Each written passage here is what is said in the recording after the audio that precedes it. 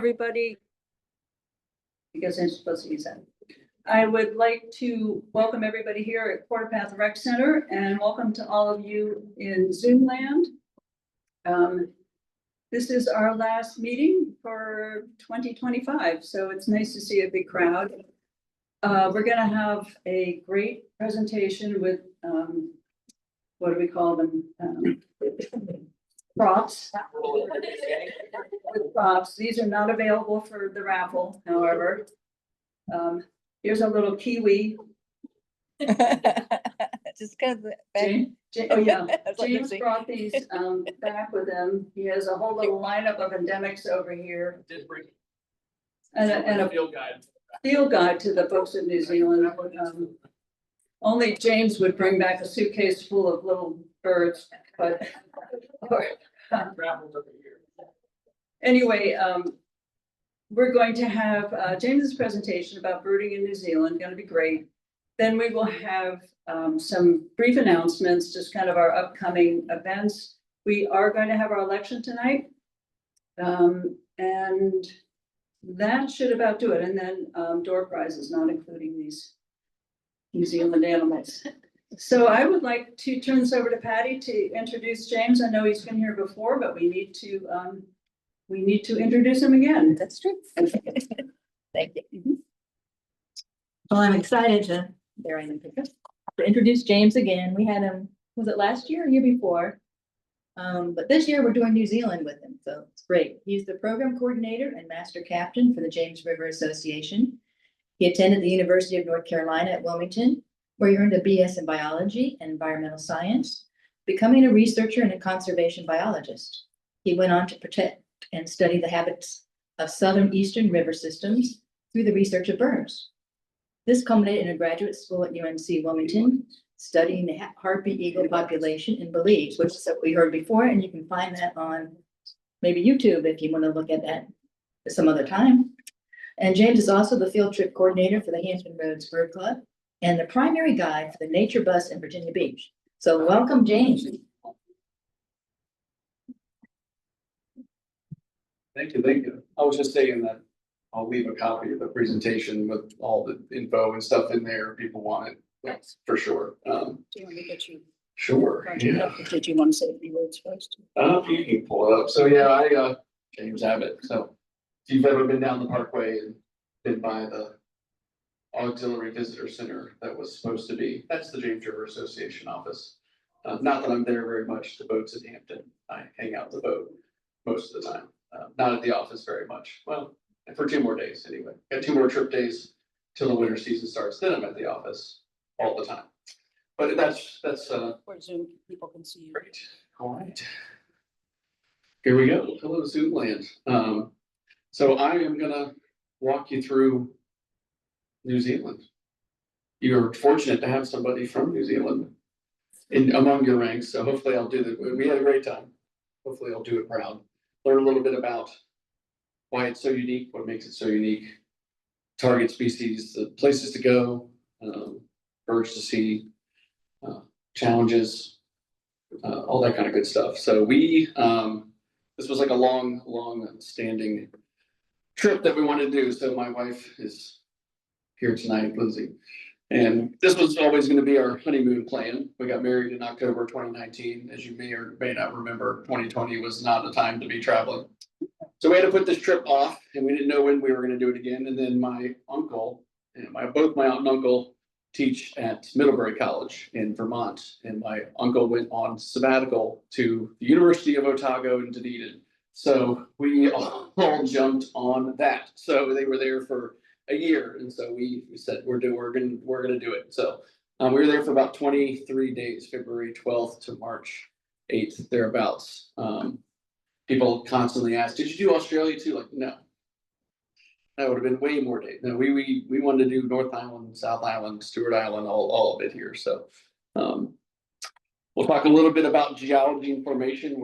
How did New Zealand get out there in the middle of the ocean in the first place? Ecologic isolation and what that means for species and speciation, the different habitats. Extinction is a big thing to talk about with any of our islands. New Zealand has seen multiple waves of particularly human impacted extinction events, similar to what we're seeing with Hawaii and things like that. So we'll talk bird watching, we'll talk birds, we'll talk locations, we'll talk highlight species. I'll walk you through where we went, what we did, the birds I saw, the birds we didn't, the foils and trials and tribulations. That is Rotorua at Te Puhi. It's a lot of geologic activity in New Zealand. It's up on the North Island. One of the sites you can go to see some of that geologic activity at Te Puhi there in Rotorua is what's pictured there.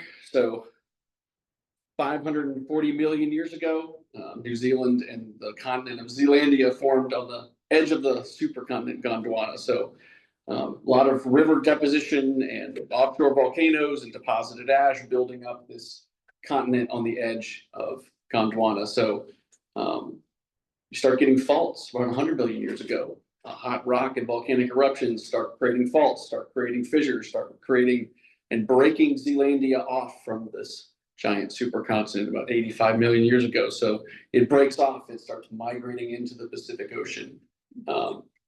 As it goes out into the ocean, the greater area of the continent of Zealandia starts to sink beneath the sea. And so what we see left above the surface is the islands of New Zealand. There's actually a large subterranean continent that's left beneath the waves there. So that's about 1.8 million years ago. You get the Southern Alps that start rising up. So that creates Milford Sound and Fiordland and all these things in New Zealand. And you get glacier activity carving out the fjords and everything else. So that's kind of the timeline. So New Zealand is more than just islands.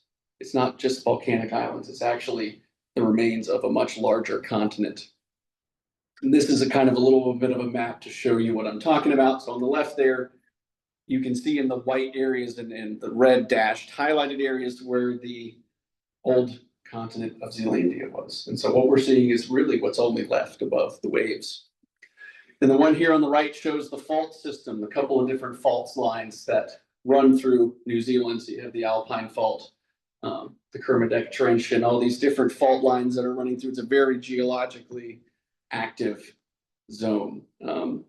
Just a number of years ago, there was a massive earthquake in Christchurch and Kaikoura, and we were actually able to be shown exactly where the area we were standing on was before earthquake and after earthquake, and the subsidence was absolutely alarming to see. A very, very significant earthquake. It's probably the most significant natural disaster type that there's going to be sort of geologic and fault line activity when it comes to that. And they do have volcanoes and stuff too.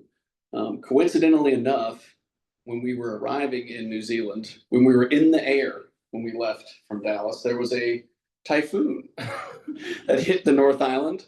And so we were sitting on the airplane wondering, are we going to Auckland? Are we going to Wellington? Are we going to Sydney, Australia? We don't know at this point. We ended up landing in Auckland, one of like 6 planes to land in Auckland that morning. Actually, that entire day, basically. You couldn't have had an easier time going through customs in New Zealand if you tried. It was a ghost town in the airport. There was nobody there because of that typhoon. It came across the North Island right the day before. So around 65 million years ago, you get that permanent separation. So that's a very, very long time to be isolated, ecologically speaking.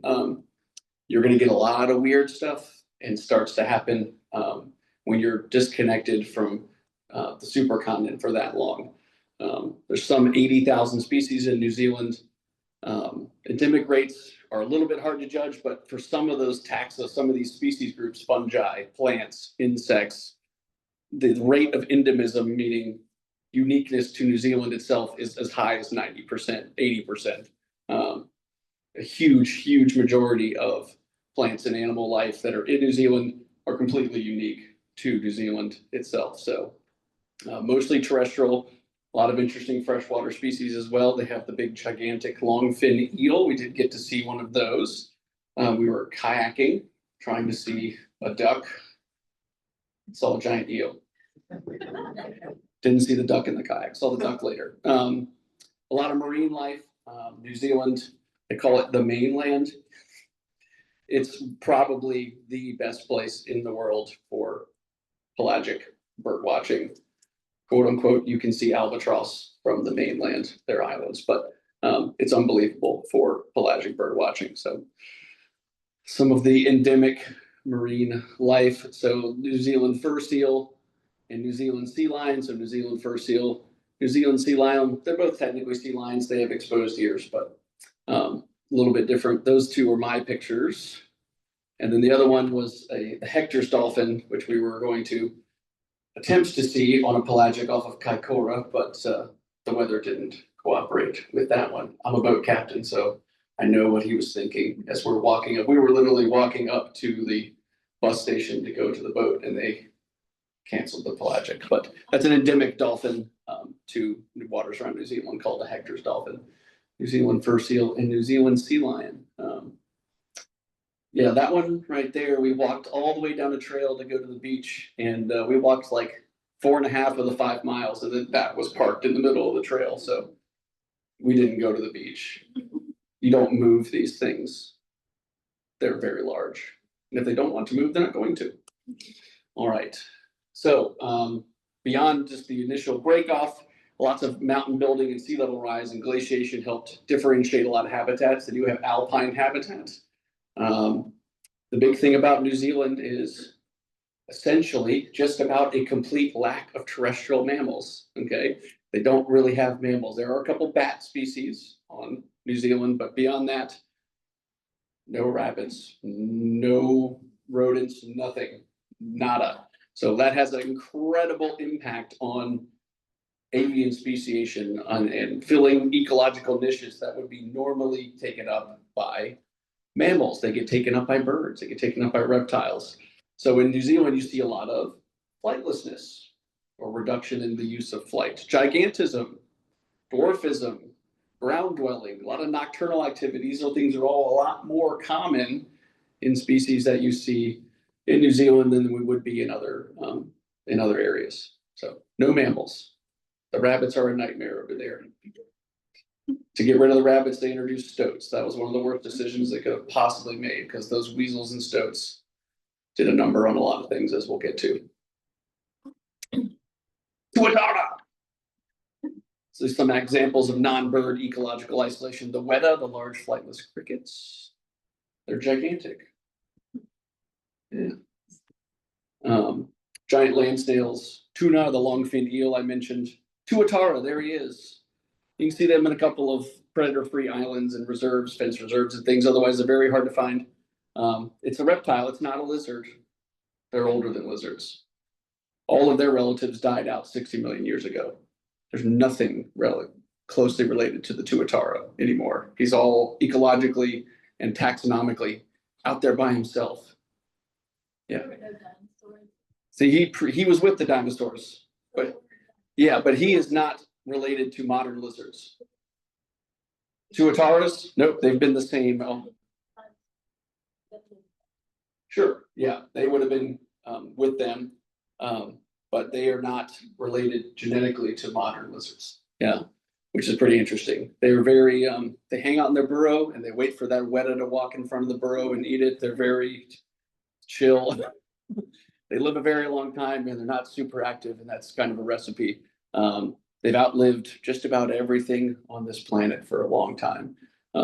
Very, very cool. You can see them in a couple eco sanctuaries and predator-free islands and stuff, but they obviously took a big hit from introduced predators. Some of the habitats, they have alpine habitat. That's up in the Southern Alps. They're on the South Island. A lot of tussock grassland. So a lot of grasslands with these spotted big tufts of grass. The Kiwis love to hide in these things that you see out there. A lot of estuaries, big estuaries with big tidal ranges, big mud flats. So we're used to seeing marshes and things like that. A lot of big mud flats in New Zealand, big time habitats for that. Rivers and riverbeds. So these, especially on the South Island, you'll get these braided, big glacial gravelly riverbeds, and there's birds that have adapted to nesting in these and foraging in these riverbeds down on the South Island. So think of like, instead of like a nice channel, all these different braids of water from glacial melt, and they're super pebbly. It's very much impacted several species that are endemic there. Coastal dune habitats, a lot of different types of ancient forests. So New Zealand would have largely been forested. So land cover has certainly changed a lot there with agriculture being brought to New Zealand. So some of those old forest types, a lot of this podocarp broadleaf forests, beech forests, especially up on the South Island, you'll get at elevation. And there's species and things that are adapted to these ancient forest covers that you see. If you're from New Zealand, you might recognize that. It's Kaikoura. That's from the beach at Kaikoura. Couple photos from just that was a helicopter. That's the some of the podocarp forest, some of the mud flat that you see. That was on the Otago Peninsula. That was also the Otago Peninsula. Some of the estuaries, beach and dune habitats, the mud flats that you see. We did a helicopter ride over the Fiordland National Park. That was for her birthday. The helicopter came to pick us up at our accommodation. I didn't drive anywhere. Landed in the field next to the yurts. Oh yes, dropped us off at the yurts. How about it? Big timing. Some of the North Island habitat. That's the Wanganui National Park there on that river. That's where we went to go get the blue ducks. That's some alpine lakes up at the top of Dusky Sound, and some of the more North Island forest there, Blue Duck Station, that we'll get to. So extinctions are a big part of avian history and ecological history of New Zealand. So the Maori, the native Maori, reached New Zealand around 1200, 1300 AD. So that's going to be our first wave of extinctions. What comes with them is rats and things like that. They obviously, rather famously, started hunting. Does anyone know the giant flightless bird that's extinct in New Zealand? Moas. Yeah, several species of moa, about 10 or so. They had a gigantic eagle that hunted those moa called the Haas eagle. So they've lost around 37 bird species between these two arrivals. So the Maori arriving starts to have an impact first. Europeans arrive 1642, sort of more permanently in the 1800s. It's kind of a second wave of extinctions that come in. So 11 extinctions or so since European arrival, and 9 of them sort of in modern times since 1900. This is the huia. This bird is extinct, was endemic to New Zealand. It had the largest difference in bill size between sexes. So the males and females, which are both, these are a skin. The female has the beard. So they have incredibly different bill shapes and sizes, completely different. That was an endemic bird species, a relative of some of the birds in Hawaii that is extinct. Some others being the moa and Haas eagle, they're most largely just skeletons. Laughing owl was that actually is a photograph. They went extinct since significant European development happened in New Zealand. So it's interesting. They speculate that laughing owls were actually able to adapt to the change in prey to the rats when the Maori arrived, but then stoats and all these other things come in and kind of overwhelmed the habitat and the ecosystem at that point. So that is a more recent extinction, the laughing owl. So that's one of the few photos that exists of that species before it went extinct. New Zealand size, so it's around 103 square miles. It's around 1,000 miles or so north to south. Square miles wise, it's similar to Colorado if you're thinking of size. Very different populations of people between the North and the South Island. About 5.3 million people. 78% of that is on the North Island. 34% of that is in the greater Auckland area. And most of New Zealand's population is in its urban areas: Auckland, Wellington, Hamilton, Christchurch, Dunedin. It's very different on the countryside. It's very different on the South Island between the two, for sure. So you see different impacts ecologically between the two islands. The Maori arrived, and they were all over and still are, but largely they landed up in the North Island and concentrated around Rotorua up there. So. Where on the map was Rotorua? Rotorua, this is a little easier. Rotorua is here on the North Island, and Auckland is up in the upper left corner there. So And you'll see Hamilton up there as well. So and international flights land in Auckland. A lot of flights leave from Dallas, on at least the American flights. They do a decent job of making that 17-hour flight bearable. They leave really late from Dallas, like 11 o'clock at night. And the time difference going there, actually, I found was not that bad. They do a pretty decent job of working with your sort of natural rhythms. It was way worse when we came back. Way worse. Getting there, it was actually not too bad as far as like jet lag feeling, at least for me.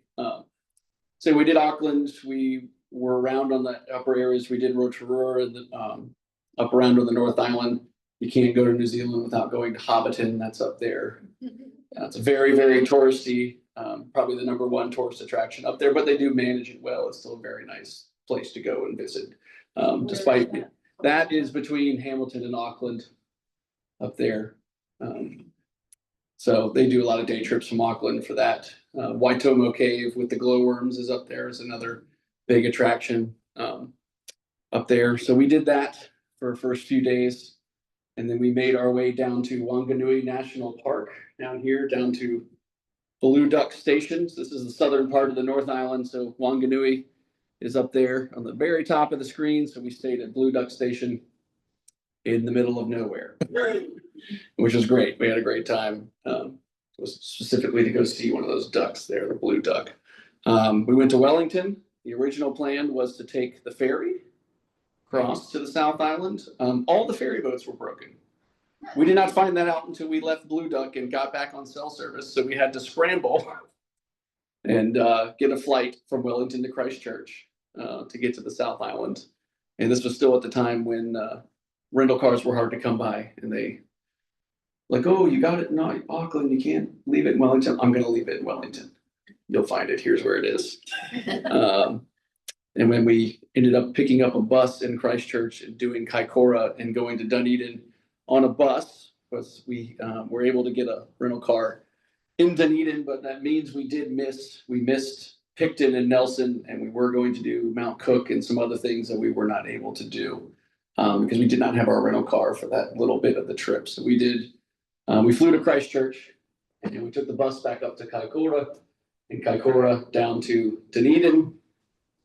Dunedin's down here a little bit farther down the South Island, where we picked up a rental car again. It was funny. It was like an SUV, like a pretty large one for them. Like, oh, you're going to be okay with that? I'm like, I'm American. This is small.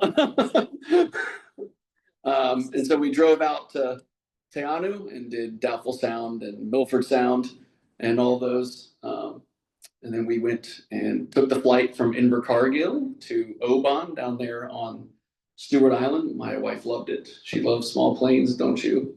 And we stayed in Oban and we did some serious bird watching down in Stewart Island there off the bottom of the South Island. Then we stepped our way back to Invercargill, Dunedin, Auckland, and flew home. There you go. So birds in New Zealand, about 206 breeding birds on or near land in New Zealand, about 94 endemic species, 74 native species, 37 endemic species, and 168 seabird species that occur in the waters around New Zealand. So not overwhelming numbers, a lot of endemics though, so it's like a lot of bang for your buck.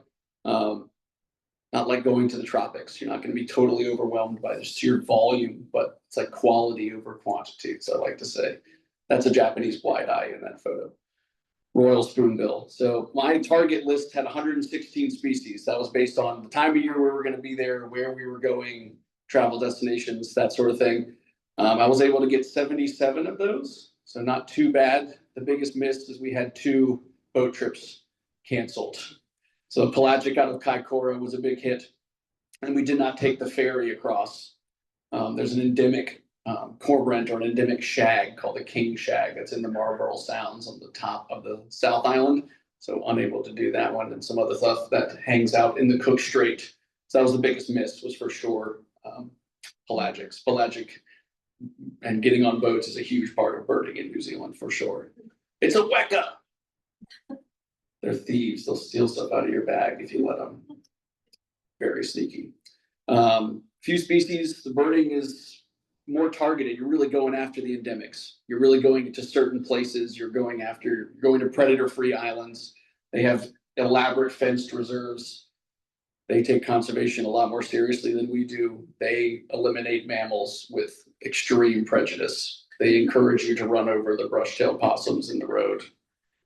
They're from Australia. They shouldn't be there. Boat trips are important, visiting mudflats. Some of the endemics take very specific trips and effort to try and go see. They might be on 1 or 2 islands. In some cases, it's 1. So to get all the endemics, you can go to certain places and get a lot of them, but some of them you're going to have to make a special trip to go see. Kiwi. Did y'all know there's more than 1 species of kiwi? Don't lie. Yes, there's 5 species of kiwi. One of them has distinct races. The rowie, the northern brown kiwi, great spotted kiwi, little spotted kiwi, the tokoeka has some races, the Stewart Island, the Fiordland, and the Haast. And there's all the different kiwis. They're very hard to see unless you go to Stewart Island. More to come. I won't ruin it. They're very awesome. They're ratites. They're flightless birds related to emus and ostriches and all that stuff. Y'all probably know some of the amazing facts about kiwis, the world's largest egg, all that sort of stuff. They sound crazy.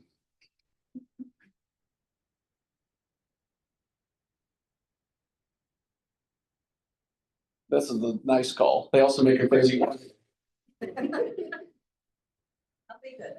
They're quite large. You can kind of see the great and little spotted differences, but they're a decently sized bird. I mean, on Stewart Island, they can fend off the cats. They're pretty serious. They got a lot of claws. They have strong feet. They don't mess around. They definitely range in size, but they're not small. They're basketball. Yeah. North Island. Lindsay got me on a horse. Trying to kill me. Should have seen my heart rate monitor at the end of the day. She rides horses. I don't. This trail ride, this is the only part that I filmed that I didn't think I was going to die. And she thought I was going to die too. Especially when we dropped down to a creek and all the other horses jumped it and I was last. And my wife looks back and goes, "Oh my God, he's going to jump this horse. He's never done that. Why would he have ever done that? He's going to die. My husband's going to die right now." And the 2 other British ladies that were on there asked me, like, "Oh, you having fun?" "Yeah, I'm having fun." "Have you ever been on a horse before?" "No." And they were like, "Oh my God." Like, it got so steep downhill that the horse had to put its butt on the ground. It was taking. I wanted to see a duck. That was the cost. So some North Island common species: black swan, paradise shell duck, Pacific black duck, pukeko, white-faced heron, swamp harriers, spur-winged plovers, red-billed gulls, some of the black swans. They're from Australia, but they've naturally immigrated to New Zealand. They'll get in these large numbers out there. Yeah, they're huge, way bigger than tundra swans, way bigger. They're more like trumpeter swans or mute swan size. Do they have white patches? There's the paradise shell duck, an endemic. That's the female. The male is more all dark color. Pretty easy to see that endemic. That's one of the easier ones to get, but they're really, really cool looking. It's nice when the endemic is easy. Some Pacific black duck, a little foggy that morning, hanging out there in the back. Pukeko. There's a white-faced heron. Swamp harrier. Saw a lot of them picking up dead brush-tailed possums out of the road. They kind of do, there's no vultures, so they kind of fill the role of vultures. It's a harrier, though. Now, they eat roadkill a lot. Spur-winged plovers. I've never heard one of these plovers. There's similar ones around the world that are incredibly loud. They like chase you away from their nest. They're like super killdeer. Red-billed gull. Notables. Hey, it's a New Zealand fantail. Tui, New Zealand dabchick. It's a grebe. New Zealand fern bird. New Zealand pipits. Sacred kingfisher. These fantails are great. They eat insects. They're like super redstarts. They will follow you down the trail. You stir. I'm serious. You stir the insects up, and they'll fly all around you. You think they're your friend. You're just doing them a favor. Tui. They have one of the most complex songs, the Tui, and it's very different in different parts of New Zealand. There's like different elements to it. My favorite part that Tui's did in Stewart Island, in part of the song, they'll go boop, boop. Try to pull up Tui for you. I re-downloaded the New Zealand pack on Merlin last night.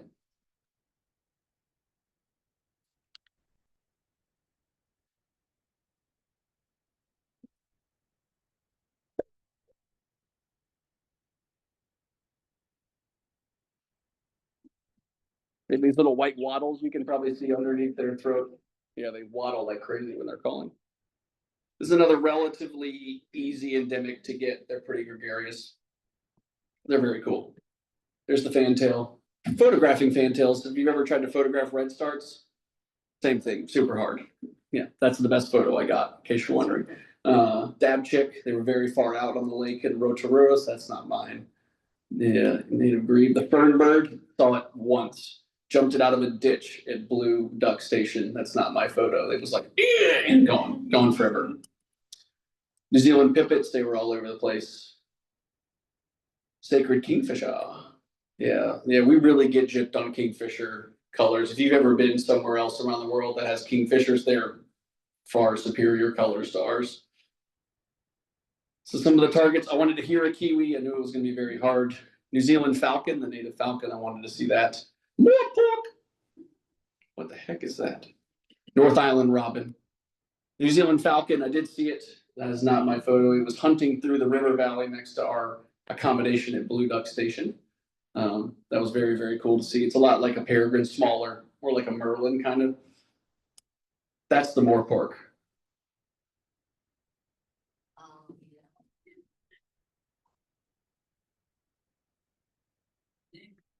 He says his name.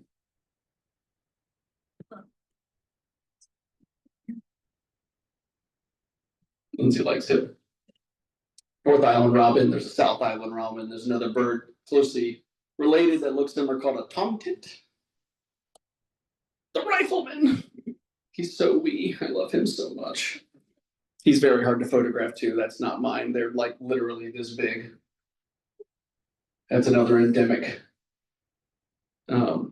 So here's some notable, these are some sites on the North Island. So that first island up there on the top of the list is one of the main islands that the tour groups will go to. It's a pest-free island just offshore of Auckland. A lot of these endemics can be found up there where the pests have been eliminated. So where they have a safe place to live, frankly. There's another really good island that's next to that one. It's the second one on the list. So some of the rarest shorebirds in the world, the shore plover and the red-breasted dotterel can be found there.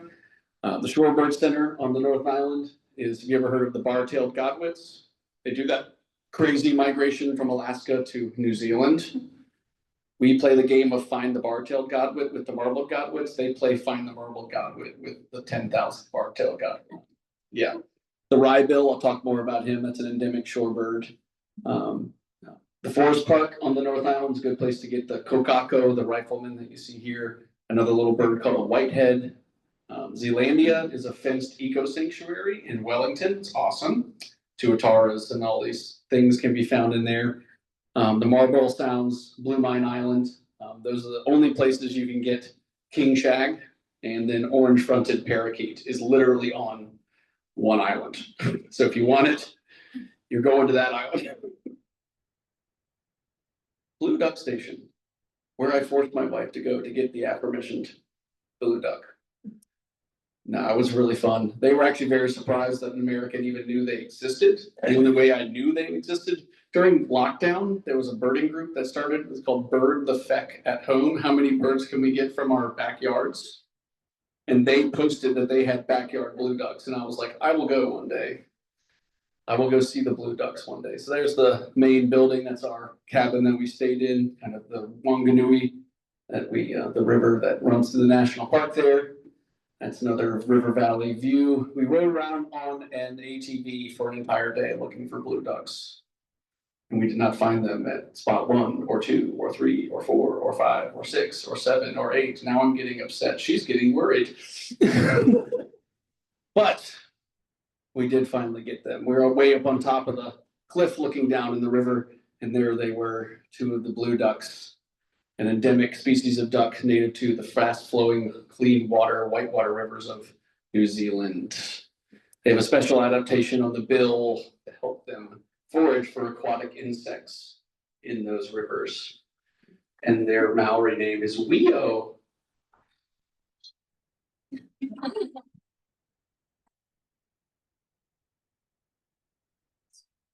I really wanted to see this duck. I'm gonna just ask her. I needed the duck. Look at him though, he's so great. He's huge, they're like black duck size. When you think of like fast moving water ducks, you think of like torrent ducks in South America. They're not big, they're small. This thing is a unit. And the little chicks are all in the rapids too. They're awesome. Go to New Zealand just for him. I did basically, so they're great. We saw them. South Island. That's the seal colony at Kaikoura. Lots of cormorants, a lot of endemic cormorants or shags, 6 different species down there. 2 species of oyster catcher, technically 2 species of stilt. We'll get into that. Pied stilt, black fronted tern, these are all endemics. They're relatively easy to get on the South Island.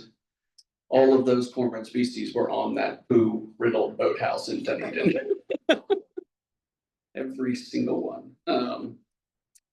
That's one of the ones there. So they have some really interesting, they're a lot more interesting looking cormorants over there. Really self-actualized cormorants over there. Yeah. There's South Island oyster catcher. Variable oyster catcher. Variable oyster catchers can look like South Island oyster catchers. Pied stilt, not like ours. I'll get to the other really rare stilts here in a bit. So some other notables on the South Island. You can get some of these on the North Island too, but caribou, the New Zealand wood pigeon, the bellbird, the brown creeper, South Island robin, gray warbler, and you can get a lot more of pelagics, and one of those is the northern giant petrel, which was great. There's the New Zealand wood pigeon, caribou, big fruit eater, and they are giant, like think rock dove, but like bigger. Yeah. And they're that colored. It's spectacular. That's the bellbird right there. Another photo of the bellbird. This is the brown creeper right here. Beep, beep, beep, beep. The brown creeper. South Island robin. They're very inquisitive. They also like to eat insects as you walk by on the path, so they'll just chase you. And they'll like run up behind you, just kick the ground where you just were. Another South Island robin. Gray warbler. Northern giant petrel with an albatross. So South Island targets, northern royal albatross, the colony nests on the Otago Peninsula in Dunedin. It is a must go to. So we did. Yellow crowned parakeet, black stilt, missed that one because we did not have our rental car to drive to the lake that they're in. They are only in one lake. So if you don't go there, you will not see them. There's also only about 164 of them. So one of the rarest waders in the entire world. The kaka and the kea, the takahe, the korua, little blue penguin, and the hoiho, the yellow-eyed penguin, the rarest penguin in the world. Northern royal albatross. So you go to the Royal Albatross Center and hang out in their hide, and you see this. This is the wee baby. He's not wee, he's very big. But yes, it's the only mainland nesting albatross colony in the world. It's a northern royal albatross, and they're massive. They're albatross. So this is the king shag on the left. So that was the one I didn't get because we didn't take the ferry. That is the black stilt. It's literally only on like 2 lakes on the South Island.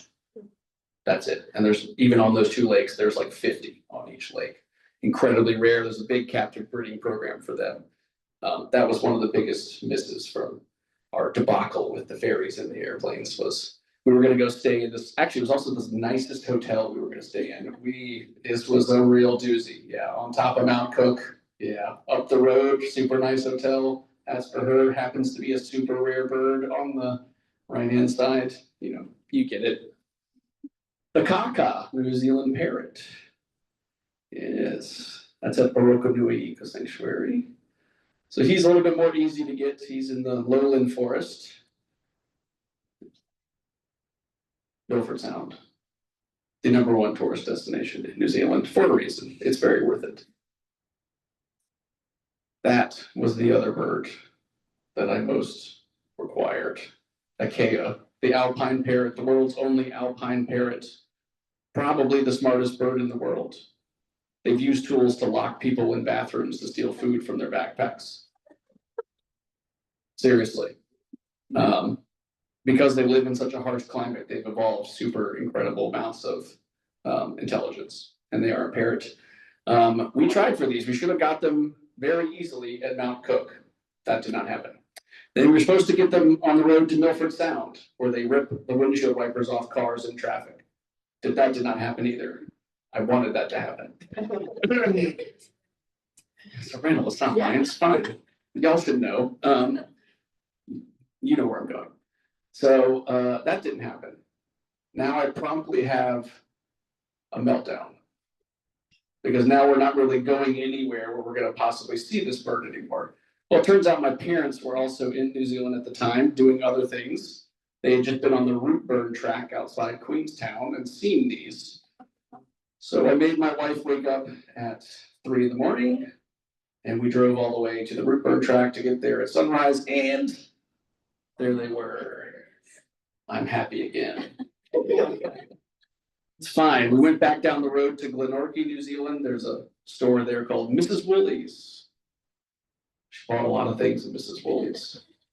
And the New Zealand pies are really good at Mrs. Woolies.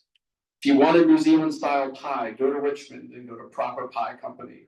It's owned by a Kiwi and they make the pies. If you're just missing home, you can go get one from there. That's the Kia. Yes, he's spectacular. Him and the blue duck. That's all I really needed was him and the blue duck. That is the takahe. They thought it was extinct until the 60s, and they found them in a valley on the South Island. You can go to Orokonui Eco Sanctuary in Dunedin. There's a couple different wild populations that have been established now. It's a gigantic flightless rail. Huge, like a volleyball. Yeah. Basically all the places to go are reserves, fenced reserves. There are 2 wild populations now of very small numbers that you have to hike out on tracks to get to. But if you want to see them, they got them at some fenced reserves. Yeah, that was a bird thought extinct for over 100 years. Oh, little blue penguin. Lindsay, quote, "That's the cutest thing I've ever seen, except maybe Norman, who is our corgi."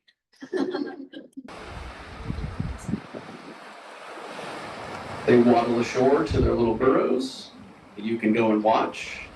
It is spectacular. Here they come.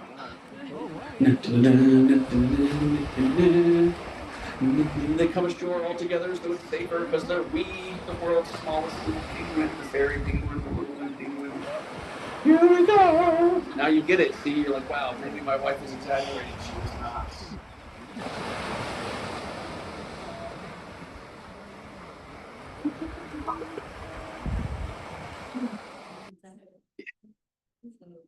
Here comes some more.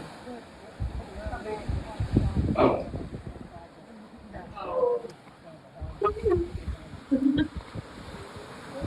You're next. Oh, we didn't do the take, but hold up, this one makes a noise. That's the take. We've moved on to penguins. That is the yellow-eyed penguin. It's by far the rarest penguin species in the world. It's endemic to New Zealand and its offshore islands. They're super skittish of people. So the place to go see them is called Penguin Place. And they have restored this forest ecosystem. They nest in the woods on the beach. And they have literally have this system of trenches, like a World War I battlefield that you go into and you can see them.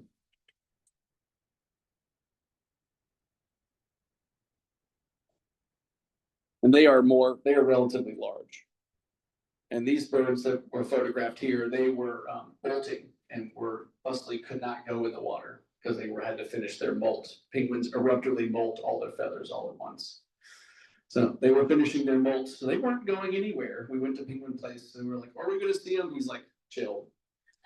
Yes. I was like, I brought my scope in case they're far away. He goes, they're not. They're right there. You will not need that. Put it in the car. Some South Island endemics and other sites. So white heron, they have a white heron. You can get it on the West Coast. You can get it at Milford Sound. The penguins. So in Dunedin, you can get both of those penguin species. Also in Fiordland, you would go for the third penguin species. That's Fiordland crested penguin. There's South Island wren, the yellowhead. Arthur's Pass is where you could go up to get the Kia to destroy your car. Kaikoura for pelagics. And to get the New Zealand doggerel, this is the rarest shorebird in the world. They only nest on Stewart Island, and then they winter on this bay outside Invercargill on the South Island. So if you want that one, you either hike up the mountain on Stewart Island or you go to the bay to get those. And there's a tiny amount of them. The New Zealand doggerel. Stewart Island off the South Island has a predator-free island, one of the more famous ones called Ulva Island, and they take boats out there so you can go walk around Ulva Island in what is essentially a glimpse of what New Zealand used to be before the predators overran it. Lots of the species you can see, so that's Stewart Island. You can go to Oban. They have a track that goes all the way around the island. So a lot of people that go to Stewart Island go to Oban and they go to do the track for multiple weeks to walk around the island. Yeah, Codfish Island, that little one off of there. We'll get to this first bird species in a minute. Has anyone heard of the kakapo? The New Zealand flightless ground nocturnal parrot. You cannot go see them. We'll talk about them more. Most of them are on Codfish Island, which you're not allowed to go to. Doesn't really help me. That's where we stayed at Lindarl. Very nice little B&B. There's Lockie, the dog. He was fun to pet. Kiwi crossing signs. Yes. The weka, they were there, a lot of weka. Red-crowned parakeet, one of the other native parakeets. Also saw the yellow-crowned parakeet on Ulva Islands. These are all from Ulva Island. The South Island saddleback, another endemic. You can get that one on Ulva Island. That was very cool. There's the yellowhead. And we also have pelagics galore between the mainland New Zealand and Stewart Island. That's a white-capped albatross or a mollymock. Sooty shearwater, there's a nesting colony of about 1 million of these off of Stewart Island. It's a traditional food source for the Maori. It's a Buller's mollymock, Buller's albatross. These are all mine. Yep. This lady asked me if I wanted a captain's job on this boat. I considered it. Just go to New Zealand and it'll make sense. Yeah, that rock right out there is about 1 million sooty shearwaters on it. There's the two albatross next to each other. Another yellow-eyed penguin. Yeah. What is that? If you want to actually see a kiwi, Stewart Island is your best bet. They are everywhere. Yes. You go out at night with your red flashlight and they're basically deaf, basically can't see. If you're quiet and just chill, they'll just walk around and probe. They'll get so chill, in fact, that if you're a bunch of torpors standing watching a kiwi, it'll walk up to you. And if you're really lucky, like me, it'll walk up and touch your left foot. And then you don't know what to do because you can't freak out and ruin it for the other people. And your wife's night blind and she's not there, so you have no one to take it out on. Then you get back to the Airbnb at 1 o'clock and violently wake her up so you can finally release the excitement. A kiwi touched my foot. I didn't just see a kiwi, it touched me. I don't know what to do. I still have the shoe. Anyway, look at them. They're so wild. Yeah, Stewart Island is definitely the best place to actually see kiwi. You can hear them in other places. They're very hard to see. They're quite gregarious around the town of Oban. Lots of tours, lots of people to take you out to go see them. You road cruise and stop and shine your red light, and there they are, probing for insects. So that would be the Stewart Island kiwi. Yep. That is the wrybill. So back in Auckland, before we left, I got one last endemic at the buzzer beater there, a little buzzer beater endemic, the wrybill. It is a shorebird that has a bill bent to the right. It's the only bird that has a bill that is like that. It's for foraging underneath pebbles and mud. So they nest on the South Island, on the pebbly gravel beds of the glacial meltwater, and then they migrate to the North Island for winter, and they go to this specific, couple different places, but they go to the specific bay in Greater Auckland, and you can go see them on the mud flat with a whole bunch of bar-tailed godwit. So they have little interestings. This is a picture that I got just so you can see the bill bend a little bit better, but you should be able to see him turn his head in the video. And they're all to the right, between 12 and 26 degrees. And it was incredibly windy. I was shot through my scope. So, there you go. Very cool. Not gonna see him anywhere else but New Zealand. You make your wife go out to a mud flat before we fly out for that.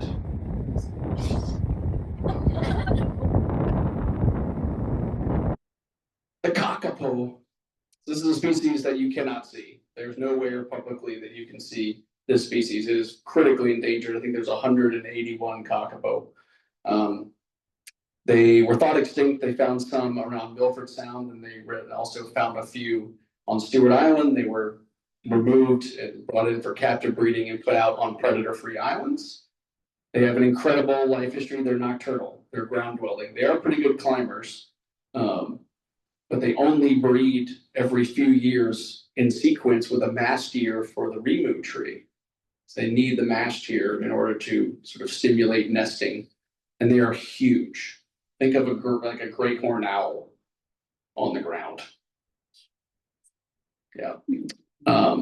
This is the New Zealand nocturnal parrot. Is it related to a parrot? Yes, they are a parrot. They are true cetacid. Yes. Yep. They are in that genus. They don't fly.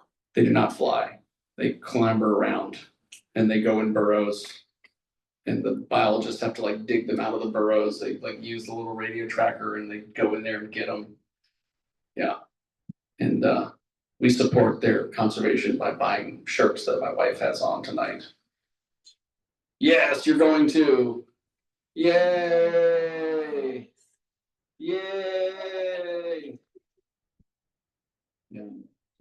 They're very cool. They did have a Sirocco was his name. He was a outreach kakapo that he traveled around the country of New Zealand. You used to be able to go see him, but he is retired, so Codfish Island. So you can't see a kakapo anymore. So he must be long lived then. They are very long lived. Yes, like a parrot. Yeah. That is it. That is what I have for you. The more sites of beautiful New Zealand. You have questions about anything about New Zealand?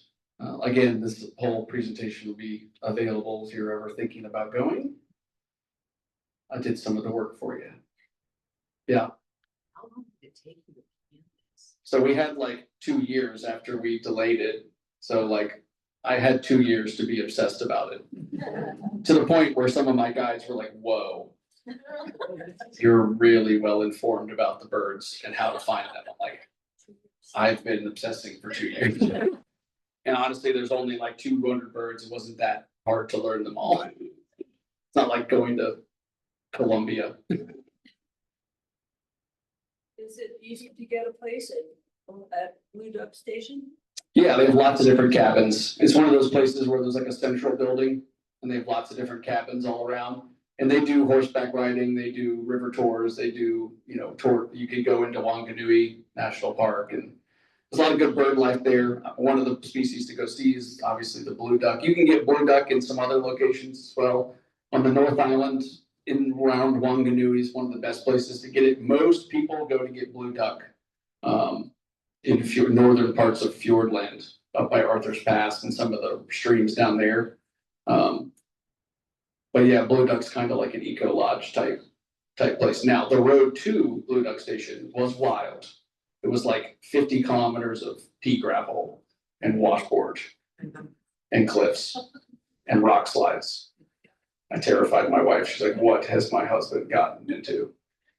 She's like, it's okay. I'm going to ride a horse. We'll all be fine. Yeah, Seeing birds in the wild is no doubt the best. Are there any apiaries of endemics? yeah, so Zealandia and Orokonui, so what they are they're large areas where they have these predator fences around them to keep predators out.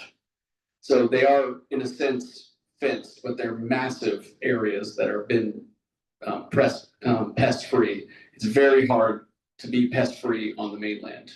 So you basically are either going to one of these reserves or you're going to an island that has been made pest-free.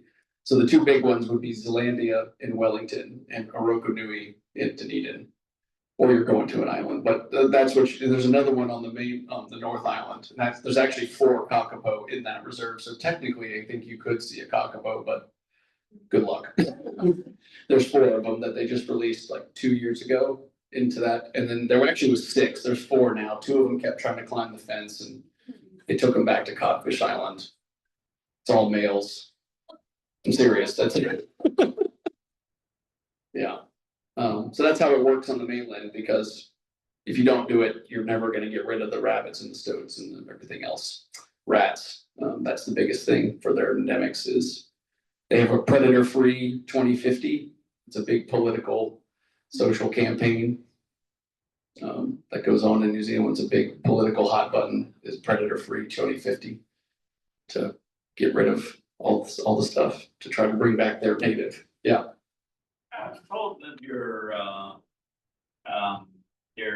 yellow-eyed penguin, that's also called a forest penguin, because they'll swim up into the. Yeah, they need the forest cover. Yeah, the hoy-hos. Yep, they don't like to be exposed. They don't like to be around people. They like the beaches that have native forest cover. Yep, and they live in forest. Yep, the Fiordland crested penguins kind of do the same thing.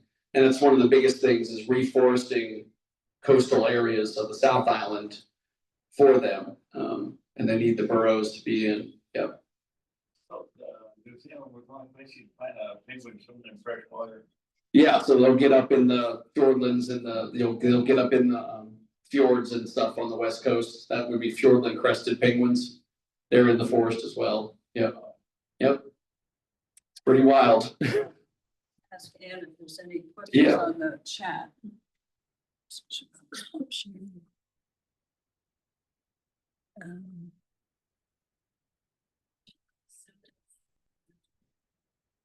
Chat.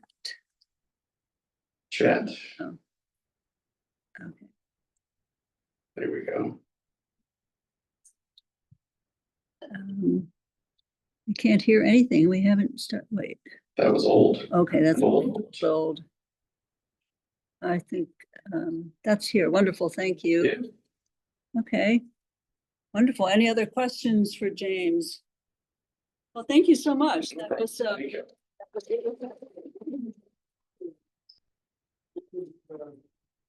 is the bird guide. I brought another one for the auction, but that one is still in print. This one's not in print anymore. I actually had a hard time finding this one. This is like their Peterson's, but if you want to photograph this, it's up here. Trying to locate that one. I think Lindsay gets a round of applause for going along on all that. James, if you happen to go with family that are not birders, are there guides and things available? I'm thinking that may be in my future, that traveling to New Zealand with non-birders. I know that sounds. There's so many great things to do in New Zealand, people go for Lord of the Rings, you shot. Right, there's lots of other things to do besides. Yeah, so there's, Hobbits. we did a mixture of, Yeah, did they do the hobbits there? yeah, they shot all of it there, so a lot of people go for the film sites, yeah. So there are lots of. So there's plenty of other things to do, but would there be guides and things that you could get for a day or two? If one Oh, wanted yeah, to. there was lots of tour groups that, there's Okay. different, there's day guides, there's tours that you can book for multiple days to go around. Because the endemics are so targeted, they'll take you specifically to Right. all the places to get those endemics. So James is explaining that there are other ways, if you're traveling not on a birding trip, there are ways to get out there and see birds. Yeah. Wonderful. Mostly going to the islands, you just take a day trip. You go take a day trip out to pest-free island, you're gonna get a lot of those. Day trip out to Pest-Free Island. Yeah, sounds great. Well, I definitely want to go. How many people have been to New Zealand? Oh, wow. Oh, my gosh. I feel like a loser. I haven't been. I gotta have to go. Well, that was great. Thank you so much. Now we're just gonna have a few brief announcements. Let's see, Scott.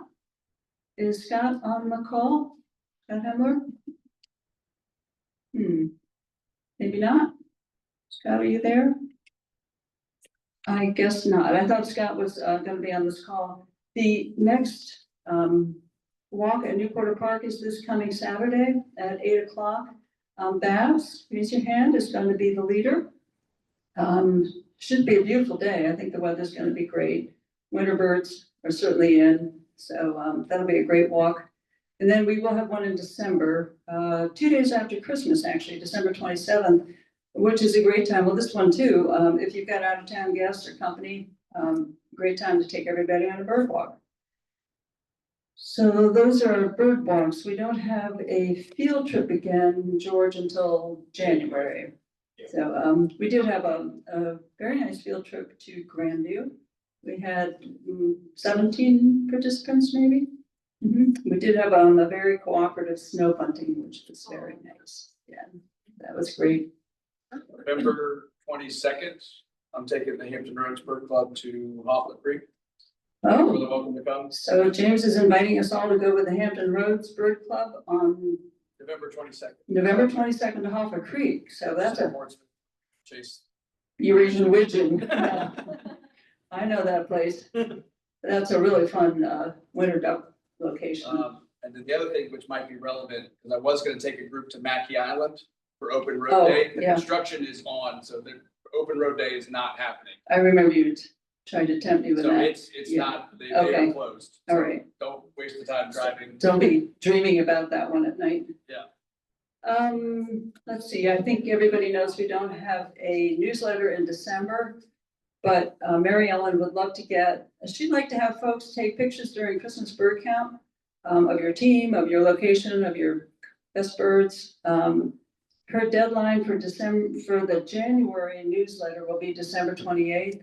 So try to remember to take some photos while you're out in the field. Let's see, Shirley, you have CBC and maybe January 1st. Yes. Give you an assignment.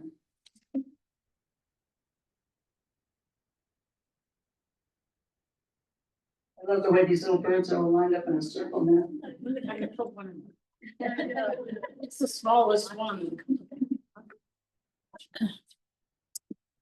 Oh, my name is Shirley DeVan. I'm the person you'll be getting all the email about the Christmas bird count. So as I mentioned last time, we're using this online sign-up site called Mobilize. And I guess with today, I've got probably 50 people signed up for various sectors around our circle. You'll be hearing from me again. So, if you haven't signed up yet, you can still sign up. And of course, you can always do, if you don't want to get out in the field with other, boots on the ground folks, you can do your birds at your feeders, and that counts too, if you're in the circle. If you're uncertain about whether you're in the circle, let me know. I brought a bunch of my cards that has my email on it, and I'll put it right here. So you can reach out to me if you're having trouble with Mobilize, can't quite make it do what you think it's supposed to do. Drop me an email. If you want me to sign you up, I can do that. I've signed people up so far. So anyway, please feel free. And as Nancy said, record your day. December 14th. Thank you. December 14th. Sue. Are you doing a count like of stuff during that week though? I mean, should we still be looking out for other stuff?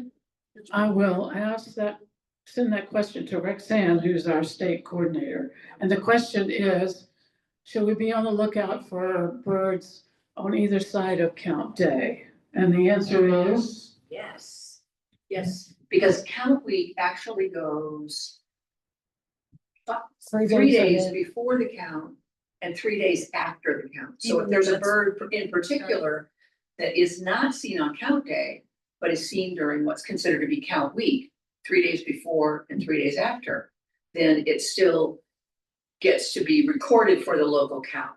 It's kind of a strange unofficial, but we do want to hear about them. Even though December 14th is the first day of Audubon bird count. Yeah, but So can we still go through? but count week still counts 3 days ahead. Okay. Okay, so, the essence of what, Roxanne said was, 3 days ahead of the 14th and 3 days after the 14th. If you see birds, keep track of what you're seeing on those 6 days, because it turns out you see a bird that we don't see on the 14th. We can still count it. So that's a good question, Sue. Thank you very much. So keep an eye out. And let's see, any questions about the Christmas bird count? Any? You have to say if it's on either side of the 14th, or you just put it in. I mean, you have to say it wasn't on the day. Yes, you have to let us know the date, where you saw it and what it was and the time and as much information as you can give us. Yes, that would be great. The other event coming up on January 1st is our almost annual Bird and Birder show on January 1st. It's going to be at Chickahominy Riverfront Park, 1 to 3 in the afternoon. Just come, totally unorganized. Just come visit with the other birders. If you want to run around, check out the ducks on the river from the practically brand new fishing pier. You can do that, and then you can run around to the boat launch and check the birds on the creek, the wading birds on the creek. So typically that's a very good birding spot. That's January 1st, 1 to 3 at Chickahominy Riverfront Park. So come as you are, bring whoever's visiting with you for the holiday. Very casual, very chatty, visit with everybody. So December 1st, and you'll be hearing more from, you'll get another email from me about that too. Anything else you want to know about? That's enough. That's great. Thank you. That's a fun one, because as Shirley says, every bird is a year bird that day. Last year we had a northern parula on January 1, so you never know. Thank you, Shirley. And let's see, Patty or Roxanne, want to say anything about the January meeting, or we were having a little changing of the guard after our. Okay. Yeah, we don't want to put you on the spot. You haven't been elected yet. Yeah. Almost. Yeah, so our January meeting, we'll have Bobby Klontz coming to talk to us. It'll be with the Historic Rivers chapter. We'll be here as well. And he's basically going to talk about the land management practices for the red cockaded woodpecker. So it should be an interesting group. Great, thank you, Patty. Let's see, I think we're down to elections. Could I ask Deborah to come up and give us our proposed slate for directors for 2026? Hello. These are the nominees. The proposed slate for the Williamsburg Bird Club 2026 Board of Directors: the President, Nancy Barnhart; Vice President of Programs, Roxanne Bruno; Vice President Newsletter, Mary Ellen Hodges; Secretary, Kathy Millar; Treasurer, Ann Carpenter; and members at large, Deborah Humphreys and Donna Benson. That's all. Thank you. Because we have a Zoom audience as well as an in-person audience, I think what we did last year is I'll ask for approval of the slate, and if you're present and you're in favor of it, you can raise your hand. I know not everybody has their video going, in Zoom, so I believe what we did last year was, if you were opposed, speak up. Because we can't see everybody's hand. Well, I guess actually you can raise, yeah, okay, people are coming on. Yeah, why don't you come on? Those of you who would like to, and then you can raise your hand. You also have that little, don't you have a little, thing you can touch. Okay, so you've heard the slate, and, I guess all we do is vote. So all of you in favor of the slate, as Deborah has just read out for us for the 2026 Bird Club, please raise your hands. Okay, thank you all. Any opposed? Okay, I guess that's it. So that is your board for 2026. I want to thank Patty, who's going to be going off the board. We've had a lot of fun working together. She's definitely been, not my right-hand man, my other, I mean, bigger than just my right-hand man. So, but thank you, Patty. We have left door prizes, I guess. I do want to say, we don't meet again until, well, January 1st, I guess. And then not again officially until the middle of January. In that time, if you have any ideas, suggestions, goals, wishes, something that you would like to see happen in 2026 in the Bird Club, please shoot me an email. We really do want to do what you want to do and want to make sure we cover all our bases. So if you've got any ideas, suggestions, goals, some target species. New Zealand trip. New Zealand trip. Yeah, that'll be George, a field trip. No field trip to New Zealand, but I mean, please send me an email if you've got anything on your mind you want to say. We want 2026 will be the 49th year of the Williamsburg Bird Club, so heading into 2027, we want to have it as robust as we can have it. So please feel free to shoot me anything that comes to mind. Okay, and anybody in Zoom land have anything to report? No? Anybody in here? Any good bird sightings? We kind of hard to compete with all these little birds up here on the table, but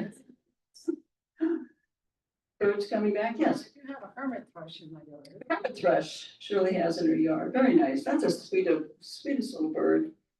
I love those little guys. They sit in a holly tree and don't move. And cute as can be. And birds are starting to come back to feeders. Yeah, Daniel. I got a few nesting birds. Nesting? Yeah, I think so. Oh, like what? Well, like crows Oh, and well, I know they can. Yeah. Yeah, bald eagle for sure. We are right there for bald eagles time-wise. 2 years ago, Babs, when did we have that? We had an early fledge on Jamestown Island, fledged the end of February, which if you back it up, means an egg was laid around Thanksgiving. So we're right about there. Yeah. Yeah, nice. And like I said, the crow's nest. Yeah, crows nest early too.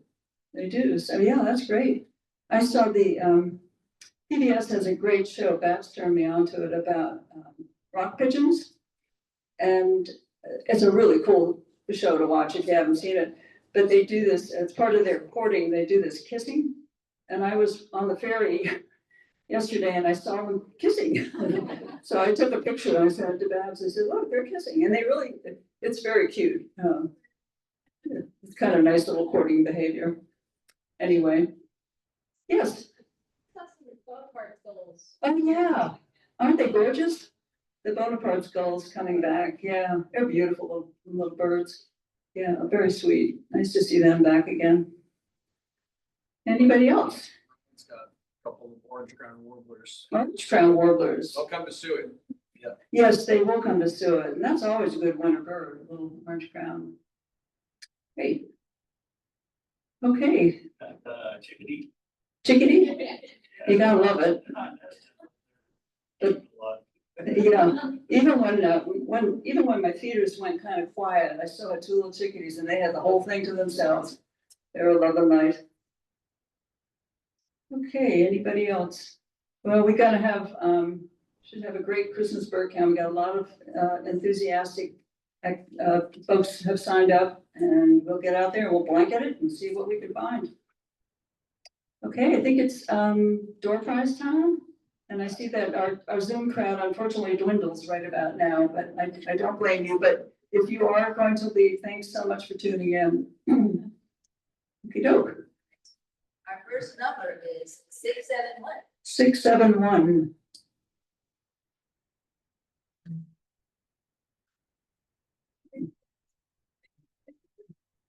Be bashful. Nobody? All right, we've got 676. 676. Oh, yay. Emily. I have to point out also, we have in the corner here, the free books. And Kathy and Mac brought in these really cool, oh yeah, they can leave early. From 1931, these two little books, it's called The Green Book of Birds. They're really cool. They're from 1931. So they're over there on the free table. Kind of fun to flip through. And please take anything that you see over there. It's kind of specific to locations, but if you see one where you're going or where you want to go, is there a New Zealand book over there? Okay, next up. 664. 664. Oh, yay. Don't take one of your own books though. Yeah. Kind of trade them around.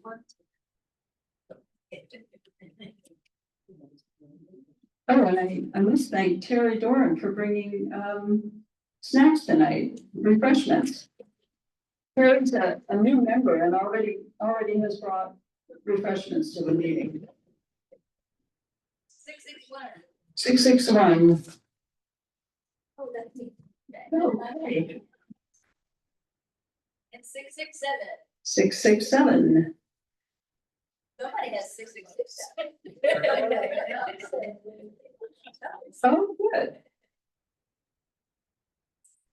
James will trade you one of those books for one of your birds.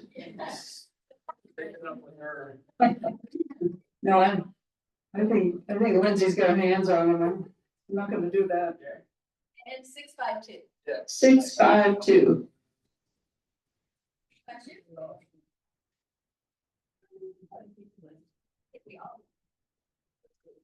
One more.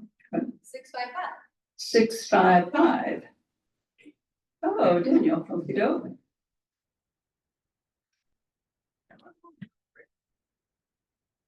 Always used to it. Sure. 669.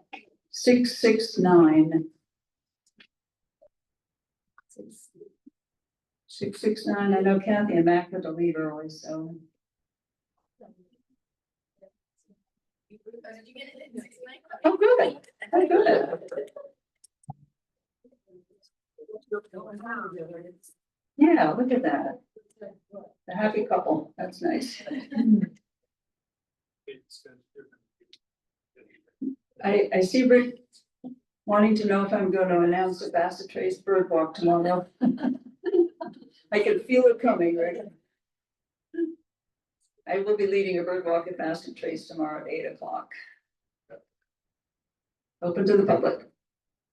Actually, today it was really quite pleasant, and some ducks down on the pond, and it was very pleasant. Okey-doke. Anything from anybody else? We've really lost our Zoom audience, I'm sorry to say. We're gonna have to find a way to get them involved. I'm not quite sure what it is. They'll be the ones writing to me saying, okay, here's my suggestion.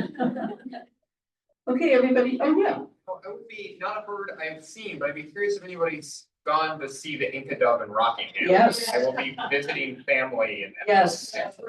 And you will see it. The bird is there, and super nice family that if they happen to see you, out on the road, they will invite you up and, super nice family. And apparently that bird's been coming to the bird bath a lot more and, yeah. It's called an Inca dove. It's the, first in Virginia, right? First, yeah, first record in Virginia. And it's been there since, when did we go? October? Well, yeah, I think it was originally like July, but they Yeah. didn't announce it for a while. Been there, yeah, it's been there quite a while, then it wasn't seen for a little bit, but now I think it's been very reliable. And again, the super nice family, they'd be happy to have you come up. Okay, anything else? Well, thank you all so much for coming. Have a wonderful holiday season, have a wonderful Christmas bird count. And if we don't see you out and about in the field, we will see you January 1 at Chickahominy. Yeah.